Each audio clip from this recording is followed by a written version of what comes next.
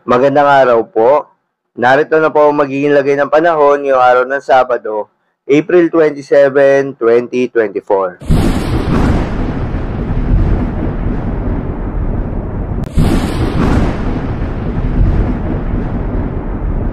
Sa kasalukuyan na tayong sa pag-asa, patuloy pa rin ang pag-ihip ng mainit na hangin galing sa karagatang Pasipiko o easterlies at nakakaapekto sa buong bansa.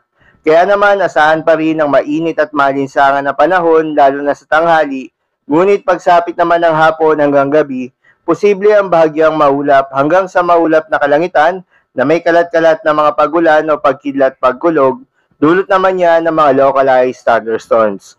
Magandang balita naman, dahil ayon sa pag-asa ay wala namang kumpul ng kaulapan o cloud clusters na posibleng maging bagyo o low pressure area na maaaring makaapekto sa ating bansa hanggang sa mga susunod na araw. Para naman sa lagay ng panahon ngayong araw ng Sabado dito sa Luzon, asahan sa Metro Manila at buong Luzon ang maganda at maliwalas na panahon, asahan rin ang mainit at malinsangan na panahon lalo na sa tanghali, dulot yan ng easterlies. Ngunit pagsapit nga ng hapon at gabi, posible ang mga tsansa ng mga pagulan o pagkidlat-pagkulog, dulot yan ng mga localized thunderstorms. Para naman sa Visayas at Mindanao kasama na ang Palawan, dahil rin sa epekto ng easterlies, asahan rin ang generally fair weather condition na may mga tsansa ng mga localized thunderstorms, lalo na sa hapon at gabi. Itong localized thunderstorms ay tumatagal lamang ng 10 minuto kung panandalian lamang.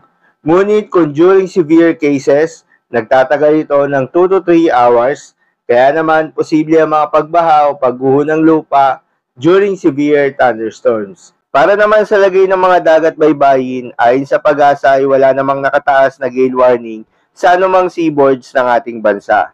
Kaya naman malayang makakapamalaot yung mga kababayan nating mangingisda, pati na rin yung may mga maliliit na sasakyang pandagat. Iba yung pag-iingat pa rin sa mga kababayan nating maglalayag dahil kung meron tayong offshore thunderstorms activity, ito yung mga pag-ulan sa ating mga dagat baybayin, asahan natin ang posibleng paglakas ng hangin at kaakibat nito ang posibleng pagtaas ng mga alon. So yun lamang po para sa lagay ng panahon yung araw ng Sabado. Keep safe, everyone.